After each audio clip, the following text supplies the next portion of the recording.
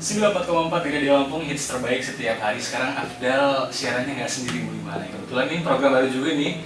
Jadi nama programnya adalah Bear Talks. Nah, kira-kira apakah Bear Talks? Dan sekarang kita udah kedatangan seorang mompreneur, benar ya? Mompreneur, mamis sekaligus pebisnis juga, terus juga influencer juga. Ada Kak Sheila Taradia. Halo. Siapa dulu mau dimana ini? Ya halo Mulima Hanai. Assalamualaikum warahmatullahi wabarakatuh. Nah, Abdul panggilnya gimana nih? Mama Shay, Kak Shay? Terserah enaknya nyamannya gimana. Kak Shay aja Kak ya. Shay boleh. Kalau Mama lu berasa ngobrol sama Mama katanya. Tapi kalau Kak Shay sendiri lebih senang dipanggil influencer kah, bisnis atau seorang moms atau gimana? Lebih senang ya mompreneur sih. Mompreneur aja ya. Mompreneur terus juga dulu kan sempat kuliah di UI ya, sastra Inggris. Terus akhirnya dari sastra Inggris pengen ke bisnis tuh. Itu gimana akhirnya bisa banting setir jauh banget? Sebenarnya awal mulai itu memang dari SMA memang pengen punya cita-cita jadi pembisnis gitu ya. Yang gue lihat tuh sosoknya tuh kayak Sandiaga Uno, terus Bob Sari itu keren-keren banget, kayaknya enak gitu ya usaha ya. Akhirnya memang punya cita-cita untuk jadi pembisnis, jadi untuk kuliah, terus pengen kerja, cita-cita zaman dulu tuh ya, kerja ngumpulin duit, cari modal, buka bisnis gitu. Terus kenapa ngambil sastra Inggris UI? Karena dulu gue mikirnya yang penting gue masuk UI gitu. Gimana caranya mau jurusan apapun yang penting gue pakai jaket kuning deh gitu. Karena kan dulu impian ya pengen pakai jakun gitu. Ya alhamdulillah tercapai gitu. Sekarang jadi pebisnis sukses. Alhamdulillah, Karena amin. Nah, programnya adalah Bear Talks, beruang berbicara. Kira-kira berapakah uang yang dihasilkan Mama Shay dalam sebulan? Yang penting anak-anak bisa sekolah ya gitu ya. Yang penting aman jaya. Yang penting aman, mau beli apa bisa gitu. Dapur tetap kebakar. Dapur ngebul. Tapi kalau misalkan Afdal sempat lihat-lihat webinar yang Kakak Shay juga, terus juga cerita-cerita Kak Shay dulu sempat jadi SPG rokok, itu gimana ceritanya? Dari sekarang sesosok Kak Sheila, Mama Shay yang dulunya sempat jadi SPG rokok, itu gimana? Sebenarnya mungkin kenapa sih Mama Shay kok pernah nyobain gitu ya apa SPG rokok gitu ya? Sebenarnya bukan karena kurang duit ya, tapi memang lebih pengen ke cari pengalaman. Jadi memang dulu tuh gue tuh orangnya iseng banget. Ketika nggak ada kegiatan kuliah, gue tuh suka nyari-nyari suatu hal yang baru gitu, termasuk jadi SPG rokok. Dulu itu kan lagi libur kuliah itu sekitar satu semester itu kan 3 bulan. Nganggur ngapain dong daripada gue tidur-tidur aja gitu kan. Jadi yaudah nyari pengalaman. Nah, ngajakin temen nih karena gue malu sendirian kan. Lu mau nyobain nggak jadi SPG rokok? Iseng yuk, nyobain yuk. Iseng tapi di bulan Ramadan ya. Jadi nggak pakai baju seksi gitu. Bisa ditabokin orang tua gue. Jadi SPG rokok baju seksi lah ya. Terus sengaja jadi SPG rokok mintanya yang jauh-jauh. Jadi nyebrang pulau gitu loh. Jadi saya ke pulau apa sih kalau di sini pulau kayak Pulau Tegal gitu lah. Karena gue takut ketemu gebetan gue atau siapa kan, gue lagi jadi SPG rokok gitu. Jadi ya udah gitu kan, meyakinkan diri bisa kok gini. Ya alhamdulillah sih nggak pernah tembus target, duit gue dipotong-potong terus. Yang penting lo dapat pengalaman ya. Udah, karena kalau rokok itu lo nggak laku, lo dipotong. Dulu kalau nggak salah 2.000 per bungkus. Gajinya. Ya 2.000 per bungkus dipotong.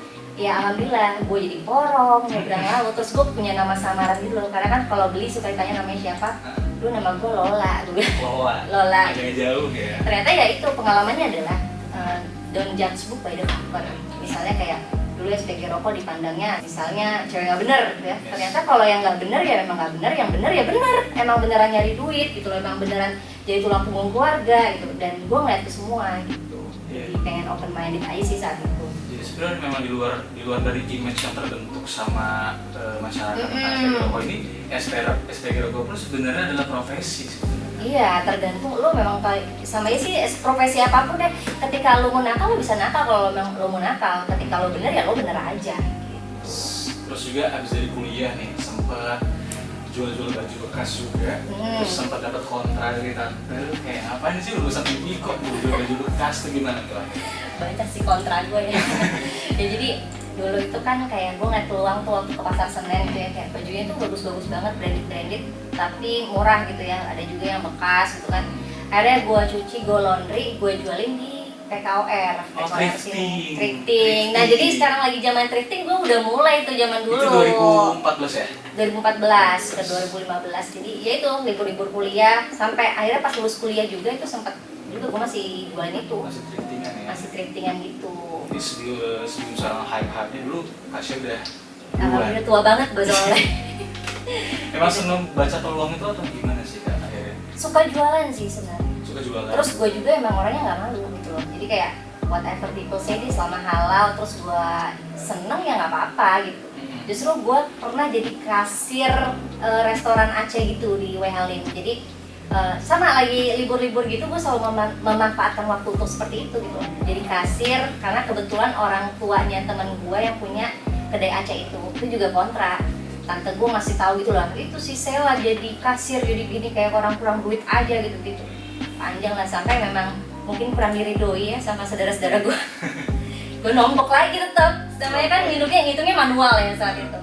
Berarti memang selain ridho orang tua adalah ridho keluarga besar. Ya mungkin bisa. Tapi tetap orang tua ya nomor satu ya. Berarti so far sebelum Bimi nih dari lulus kuliah sampai akhirnya ketemu Bimi itu berapa bisnis yang jalanin? 10.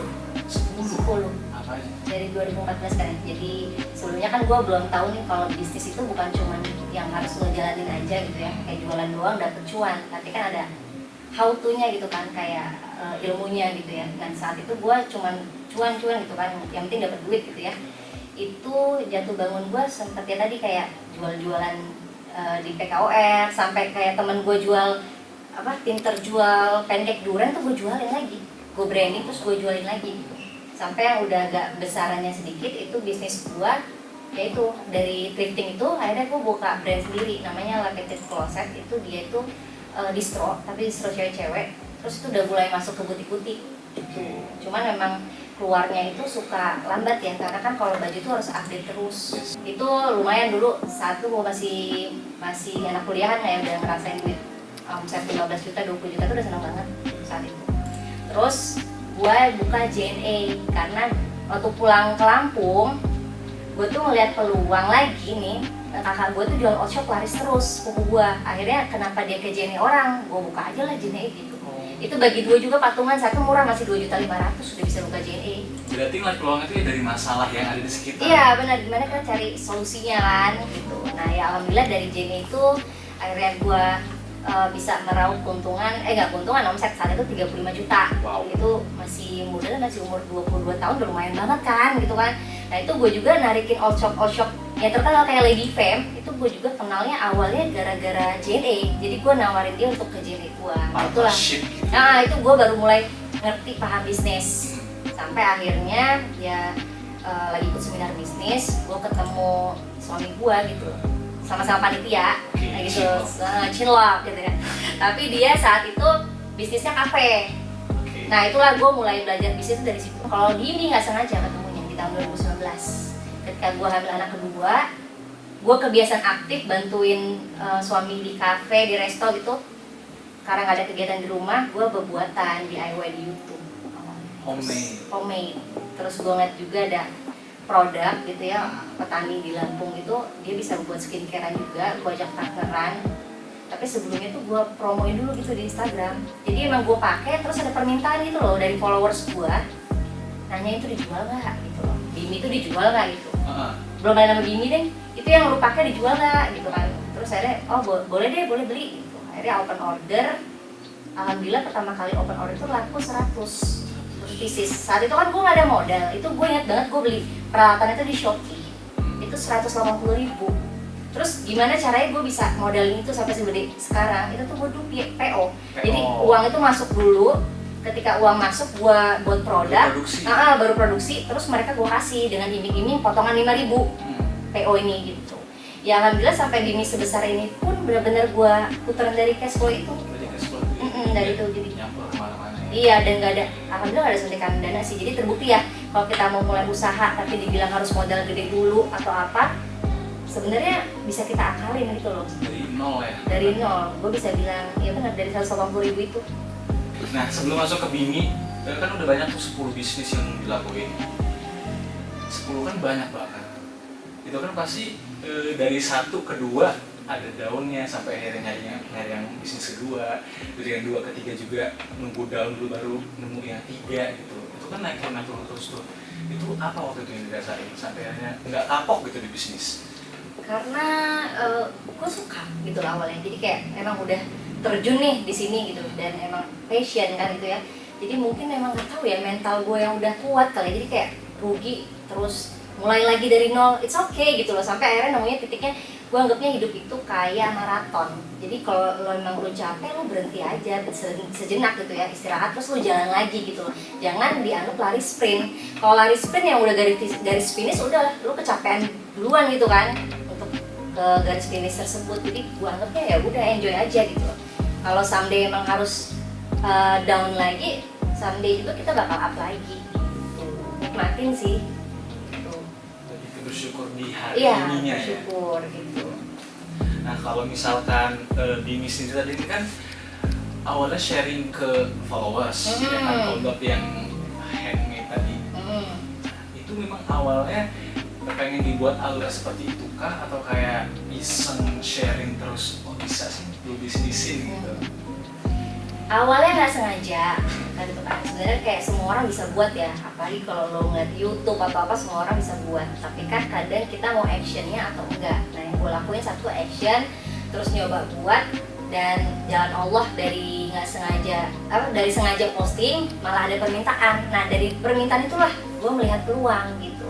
Terus ternyata pas beli mereka tuh suka. Jadi kayak fase kalau punya usaha itu kita harus uji ngangenin dulu nih, uji ngangenin produk kita, emang produk kita diminati atau enggak gitu. Dan alhamdulillah repeat ordernya kencang, berarti emang produk kita ini udah bisa untuk dikembangkan lagi. Tadi kan masih kayak kemasan jelek tuh, kemasan bolongan, sampai akhirnya bisa jadi cantik gitu ya, di stikerin gitu. Nah itu benar-benar branding. Benar-benar branding. Itu kan lewat digital tuh, sosial media awalnya kan.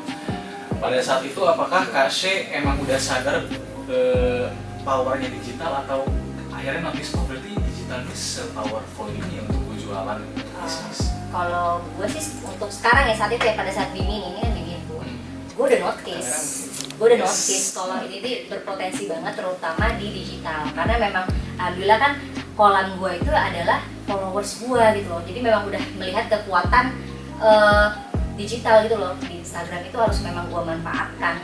Begitu juga ketika kita punya usaha offline gitu kan, pasti kan kita gembar-gemborinnya juga di Instagram, di Facebook atau di ads gitu, karena memang sekarang go digital or die sih. Iya, bener sih. Dan apa nih masukan lo untuk teman-teman yang merasa digital tuh belum se-powerful itu? Masukannya coba untuk lebih terbuka sih, terus juga emang harus paham ya kalau sekarang ini semua eranya tuh udah digital semua gitu kan. Memang harus mulai update sih, mulai upgrade diri juga. Terus kayak teman-teman misalnya UMKM yang orang tua, kadang kan mereka tuh nggak paham digital. Itu sebenarnya bukan kita mendidik mereka harus paham, misalnya mak banget gitu kan ya, harus lupus untuk terbuka digital, tapi lewat anaknya gitu. Karena kan anak-anaknya itu lebih Gen Z atau milenial gitu ya, lebih terbuka kan sama digital. Nah harusnya yang kita edukasi itu adalah anak-anaknya, biar membantu orang tuanya untuk go digital gitu. Oke, jadi kalau misalnya udah memang udah mentok nggak bisa belajar lagi, ya manfaatkan yang anak-anaknya atau orang yang bisa lah ya. Iya benar. Awalnya dari digital, terus dari pre-order sampai akhirnya langsung jualan dan punya brand, dan sekarang merambah ke bisnis. Kalau untuk Bimi sendiri tuh visi besarnya di depan tuh ada nggak? Kita sebenarnya gimana gitu? goalsnya sih sebenarnya kita pengen punya mom and baby spa di tiap kota, pengennya ya. Terus kita pengen punya e-commerce yang emang dipayungi oleh Bimi. Jadi brand-brand lokal yang jual baju anak atau mainan edukasi anak atau apa itu nanti bisa join ke kita gitu. Cita-citanya ya. Terus pengen punya aplikasi yang all solution for moms gitu. Jadi bisa kayak mungkin nanti kalau ada Halodoc gitu kan, ini ada Halo Moms misalnya gitu ya, yang bisa kita ngobrol tentang anak di situ, kita sediakan psikolog atau spesialis anaknya, pengennya sih seperti itu. Jadi Bimi pun pengennya bukan cuma skincare, tapi nextnya itu punya tadi di digital lain-lainnya gitu, termasuk kayak offline-nya mungkin pengen main ke baby spa, baby salon lah ya. Total kan sekarang udah lebih dari 300.000 yang menjual produknya selama 2 tahun. Itu kan di balik terjualnya itu kan sebenarnya produk Bimi ini sudah membantu permasalahan mamis di luar sana kan. Kalau lo sendiri ngerasanya gimana? Produk gua dipakai sama 300.000 orang dan membantu permasalahan mereka. Yang pasti happy banget sih, karena memang ketika gue down sebenarnya kayak gue tuh pasti selalu ngeliatin review di Google atau di Shopee gitu ya, review mereka yang seneng pakai Bimi, terbantu banget nih sama Bimi. Nah itu yang buat gue kebangun lagi, bangkit lagi gitu loh, kayak oh Bimi emang harus diperjuangkan nih, ternyata banyak loh yang cinta sama Bimi, banyak loh yang pakai Bimi gitu ya. Terus juga di ininya sih, kita tuh kuat di pemberdayaan perempuannya. Jadi kayak kita kan punya mitra itu 90%-nya adalah ibu rumah tangga. Nah mereka ini kan pengen punya kegiatan, pengen punya penghasilan dari rumah, makanya mereka memanfaatkan kayak HP mereka itu untuk berjualan. Termasuk kita edukasi juga, kita mentoring, kita kasih kelas-kelas bisnis. Selain itu juga kita ada kelas parentingnya. Nah kita juga tiap bulan tuh menghadirkan memang orang ahlinya gitu loh untuk meng-coaching mereka gitu. Jadi lebih di situ sih. Jadi bukan cuma sekedar jualan skincare, bukan cuma jualan manfaatnya, tapi kita juga punya solusi nih buat para moms yang pengen nyoba jualan, pengen nyoba bermitra sama Bimi, itu kita juga open gitu. Jadi dengan melihat reviewer customer tuh recharge lagi gitu ya? Iya benar. Terus ngeliat kalau mitranya semangat, masa ownernya nggak semangat sih? Total berarti udah berapa mitra? 250 lebih ya? 250 sih. 250 lebih. Itu mitra itu ntar bakal gimana tuh sistemnya? Sistemnya kita itu loh, beli misalnya kayak beli 24 produk gitu kan, mix, kamu udah bisa jualan Bimi dengan harga apa? Di bawah ya? Di bawah pusat gitu, dan dia juga dapat untung gitu. Jadi selain memang membantu si pemakai produknya, membantu si mitra juga untuk biar lebih sejahtera gitu ya? Iya benar. Sama kan juga tadi ya, ikut bermitra dengan Bimi itu juga ada kelas-kelas bisnis yang kita sediakan secara gratis gitu. Terus kayak materi promosi pun itu dari kita semua. Jadi dia tuh tinggal punya kemauan, punya usaha, biar nggak malu gitu untuk menawarkan ke orang-orang, rajin posting. Nah karena semua udah kita siapin, gitu, udah sediain. Berarti bisa jadi pelatihan-pelatihan yang dibuat Bimi ini bisa menginspirasi member mitra ini untuk buat bisnis baru mungkin ya? Ya bisa, boleh banget. Kita juga suatu saat kalau memang dia kuat pengen jadi brand owner itu juga nggak masalah, bagus banget malah. Cuman kan untuk titik di brand owner itu stepnya lihat yang aku lewat itu 10 panjang ya, berapa kali gini gitu. Nah kalau untuk let's say panjang banget ya. Tapi untuk orang yang memang baru di bisnis ataupun baru belajar dan minat di bisnis, step awal untuk ini step awal buat bisnis harus ngapain? Harus ngeliat peluangnya dulu, dan pasti memang diri lo siap untuk jatuh bangun gitu, siap untuk belajar, mental dulu sih gitu. Karena biasanya kalau yang emang instan tapi kita tidak belajar gitu ya, kita nggak tahu value bisnis kita apa, biasanya nggak long last gitu. Nah itu juga yang dulu gue belajarin kan dari sebelumnya, kenapa nih bisnis gue kok begini, oh ternyata yang gue cari dulu cuma duit misalnya, tapi gue nggak tahu value produk gue apa, ini gue apa ya, ujungnya gue nggak tahu nih makna bisnis gue apa untuk diri gue dan customer gue gitu. Oke, jadi akhirnya dengan Bimi ini secara kapital dapat, secara value juga dapat karena membantu problem-problem si baby dan mamis di luar sana. Karena kan bisnis itu sebenarnya ada bisnis sapi perah gitu ya, terus bisnis bintang gitu ya. Kalau bisnis sapi perah itu memang apapun yang penting menghasilkan uang, tapi itu nantinya untuk dimodalkan ke bisnis bintang kita. Nah yang gue lihat mungkin waktu itu adalah bisnis sapi perah gua gitu ya, bikin ayam nyelekit, bikin ini gitu kan, menghasilkan uang gitu ya. Gitu. Tapi saat memang turun kan, apalagi masuk masa pandemi gitu ya, dia menjadi istilahnya bisnis tuh kasarnya sih bisnis anjing ya, nggak bisa diapain lagi gitu loh, yang cuma bisa dimanja, bisa cuman di apa sih, kita tetap kasih makan, tapi ya gitu-gitu aja. Nah ketika sudah ada uang tersebut, saat yang meninggalkan bisnis yang tadi itu untuk menjadi bisnis bintang. Nah bisnis bintangnya itu jadi Bimi gitu loh, yang masih bisa, kita bisa lihat ya prospek untuk kedepannya itu bagus gitu loh, bisa bertumbuh lagi, berkembang lagi, bisa lebih dari ini. Kayak tadi kita mikirnya Bimi itu cuma skincare, tapi ternyata kalau kita bedel lagi, dia tuh bisa jadi spa loh gitu kan, terus bisa juga jadi tadi bisa punya e-commerce gitu kan. Nah Kak Sheila ini kan dari sebutannya udah mompreneur, yang pasti mami sekaligus entrepreneur juga, terus juga influencer juga. Nah itu cara bagi waktu dan pikiran tuh gimana Kak? Cara bagi dong waktu pikiran sebenarnya nggak bisa gue ternyata orang yang schedule gitu kan, karena ketika udah mau ini plannya tau-tau anak nangis, tau-tau anak ini kesini pun nitipin dulu loh gitu kan ke orang tua gitu kan ya. Sebenarnya lebih kayak ini sih, tahu dulu jati diri kita tuh siapa, dan nemuin itu memang gak instan. Nah jadi kayak sekarang tuh gue udah nemuin ya, ketika orang nanya gue tuh siapa, Sheila kamu tuh siapa sih, gue udah bisa jawab gitu ya. Aku adalah seorang ibu yang mempunyai bisnis. Berarti number one-nya apa? Ibu kan. Setelah itu bisnis. Jadi mau gimana cara pun, sesibuk apapun gua, berarti anak-anak segala macam udah aman dulu, baru ngurusin bisnis. Karena sekarang bisnis itu kan udah digital. Jadi kayak apapun juga bisa gua cek lewat HP gitu kan, hubungin tim juga lewat HP, dan alhamdulillah juga sekarang kan udah ada super team. Gua nggak jadi super mom lagi ya, udah jadi super team. Jadi udah bisa apapun itu yang gerak tuh kaki tangan gue tuh udah banyak, tapi emang mikir ke depan itu kepala gua. Jadi memang sekarang itu kayak bisnis gue tuh udah nggak butuh badan gua untuk gerak gitu loh. Yang penting gimana gua mikirnya ke depannya aja. Memang awalnya gua tuh jadi super mom dulu. Ketika packing itu pas anak itu gua taruh di stroller, terus juga masih ada sampai sekarang videonya. CEO ya, Chief Everything Officer. Oh iya, benar banget. Balesin juga gua, packing juga gua. Cuma kan by proses. Nah, ketika kita mau besar memang harus berkolaborasi. Nah, itulah makanya udah mulai ada tim. Terus produksi juga kan sekarang kita udah kerja sama pabrik, udah nggak komet lagi, udah kerja sama pabrik gitu kan.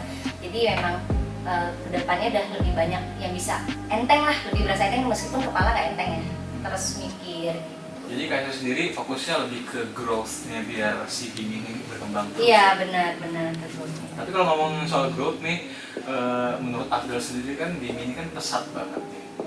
2 tahun udah kejual lebih dari 300.000, terus juga mitra udah ratusan gitu. Dari kasih sendiri kayak realize nggak kalau misalnya ternyata gue udah sejauh ini ya, perasaan itu gimana? Kalau perasaan tuh sebenarnya kayak gue selalu merasa diri gue kecil sih gitu. Makanya kenapa kadang kita ikut kompetisi keluar kota segala macam, biar gue nggak merasa puas. Jadi ketika gue lomba lagi terus ketemu sama kompetitor atau teman-teman yang lain itu kayak wah hebat banget, mereka udah punya pabrik, mereka omsetnya udah sekian, gue receh gitu loh. Jadi memang sengaja gue belajar terus biar gue sadar kalau di atas langit itu selalu ada langit gitu. Jadi kalau lo misalnya nanya omset gue berapa, gue sebut sekian gitu ya, gue nggak bisa bangga, gue bakal diketawain sama teman-teman yang omsetnya lebih luar biasa dari gue gitu. Dan sekarang ini fokusnya gue adalah gimana kita bisa besar versi kita, terus kita punya value ke orang lain, ke masyarakat sekitar gitu ya. Terus juga ya tadi gimana caranya kita tetap bersyukur dan jangan pernah merasa puas, jangan pernah merasa hebat. Karena kalau kita merasa hebat masih banyak yang lebih hebat. Mungkin FYI buat mulai Kak Sheila juga pernah menang juara 1 ya, wirausaha muda berprestasi nasional dari Kemenpora, terus juga juara 2 startup kosmetik berprestasi nasional Kementerian Perindustrian, terus juga 9 womanpreneur yang berkarya nasional oleh Putri Tanjung ya. Keren banget sih. Ini bisa top 9 se-Indonesia itu gimana ceritanya tuh? Ya Masya Allah nggak nyangka juga sih sebenarnya, karena ketika submit itu kan kita submit proposal bisnis terus tentang kitanya juga gitu ya, dan langsung di juri juga salah satunya sama Putri Tanjung gitu. Dan ya alhamdulillah happy sih, jadi kita bisa mentoring langsung sama dia meskipun lewat digital gitu, lewat webinar waktu itu. Gitu. Nah, ini kan bakal terus berkembang nih jadinya, dan si buah hati juga 3 nih ini kan bakal terus tumbuh berkembang juga. Nah, kekhawatiran Kak Sheila apa sih dengan bisnis yang harus terus growth dan juga anak-anak Kak Sheila yang harus butuh pendamping gitu ya, itu gimana? Menurutku aku nggak terlalu khawatir sih, tapi memang aku tuh merasa kadang kita tuh memang nggak perlu harus jadi ibu yang sempurna, karena kalau kita menuntut diri kita yang selalu sempurna itu nggak bakal bisa.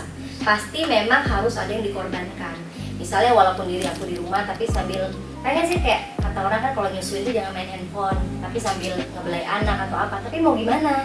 Jadi walaupun nyusuin kadang masih mainin handphone sambil scrolling gimana hari ini gitu kan, kerjaan tim itu jalan atau enggak gitu ya. Terus katanya jangan pakai ada yang bantu di rumah. Dulu gue 2 tahun bertahan tanpa yang bantuin di rumah, tapi nggak bisa gitu loh, ternyata memang harus ada yang dikorbankan mau nggak mau. Tadinya gue tuh paling nggak suka ada orang yang tinggal di rumah gue, orang lain gitu, tapi mau nggak mau akhirnya jadi ada ART yang bantuin buat anak-anak gue, anak-anaknya gue ada 3 gitu kan. Jadi mau nggak mau memang gue harus udah saatnya nih si kakak yang umur 5 tahun dibantu ada yang megangin, nggak harus diri gue yang hadir gitu loh. Gitu. Jadi memang gue udah mulai bermuhasabah diri lah, kayak memang nggak bisa, gue harus benar-benar jadi sempurna, harus menyelesaikan rumah tangga, harus nge-cover anak-anak, terus juga harus berbisnis. Gue nggak sehebat itu ternyata. Jadi memang ya gue harus paham diri gue emang nggak sempurna gitu. Fokus aja sama apa yang kelebihan gua gitu, jangan fokus sama kekurangan gua. Biar kekurangan tuh ada yang ngisi gitu ya. Iya, tim ataupun keluarga sendiri gitu. Oke, terus kalau untuk dengan produk dulu nih, itu sekarang total 3 ya? 4 apa aja tuh? Dini Nourishing Balm yang lagi hits ini, terus sama sunscreen, Honey Sunscreen SPF 30, yang terbarunya tuh Honey Sunscreen SPF 50, terus sama sabun Natural Shop. Oke, terus yang sunscreen itu dipakai untuk baby atau mami? Semuanya aku tuh harus aman baby dan ibu hamil menyusui. Jadi memang segmennya itu for moms and baby. Tapi kalau untuk yang si papi juga pakai nggak masalah. Boleh. Ya? Justru kan memang targetinnya maminya nih, karena apa yang dipakai? Maminya biasanya papinya mau juga pakai, bener gak? Bener gak? Jadi dipaksa gitu misalnya kayak minyak aja gitu kan, istrinya pakai, kayak suaminya misalnya sakit perut, pasti diolesin. Siapa yang ngolesin misalnya? Istrinya kan yang ngasih tahu. Ini yang bagus nih. Kita pegang kunciannya gitu Oh, kan, iya. pegang Itu kuncinya di situ ternyata ya, karena ibu adalah segalanya. Iya. Tapi kalau untuk keberhasilan sekarang nih, sekarang punya pastikan lo dengan achievement juara sana sini, ngisi materi sana sini, pastinya kan menurut Abdul sendiri dari diri Kak Asya sendiri udah ter-empower dengan baik dan benar gitu loh landasannya untuk mengempower diri sendiri. Pesan Kak Asya sendiri untuk wanita-wanita di luar sana, mamis ataupun yang pengen berbisnis, ada nggak yang apa ya, empower apa yang pengen lu sebarkan ke mereka? Yang pasti percaya diri sih, kalau diri ini bisa. Jangan pernah ngeliat dia mah bisa, enak misalnya berbisnis gini-gini, dia banyak duit, bisa punya ART, bisa ini. Jangan. Semua orang itu punya kapasitas masing-masing, dan kadang kita tuh lupa kalau diri kita tuh berharga, diri kita itu punya kelebihan yang sebenarnya orang lain nggak punya. Nah, kita tuh harus paham dulu diri kita tuh siapa gitu loh, diri kita tuh apa sih yang kelebihan dari kita. Kita harus memahami diri kita sendiri, jangan kebanyakan ngelihat orang lain. Nah, kadang yang disalahgunakan, misalnya kayak media sosial yang ditampilkan tuh misalnya kayak orang-orang yang punya banyak duit, orang-orang yang punya kekuasaan, orang punya ini, dan mereka yang baru mau bertumbuh nih, kadang mentalnya nggak kuat akan itu, jadi kayak udah minder duluan. Nah, itu yang salah gitu loh. Itu. Jadi lebih ke cari apa ya, refleksi diri sendiri sebelumnya ya, untuk cari kira-kira apa yang istimewa dari diri gue, baru diolah lagi gimana caranya biar lebih berkembang di situ ya. Karena gini, misalnya kan kayak kadang dilihat saya di pembicara tuh orangnya yang begini gitu ya, tapi kadang kita juga makanya Dini menghadirkan mitra-mitra yang mams biasa di rumah gitu ya, tapi ternyata mereka keren. Kayak mitraku nih ya, dia itu ibu rumah tangga, terus anak 2, terus dia itu LDR juga sama suaminya, karena suaminya tuh pelayar itu pelaut ya.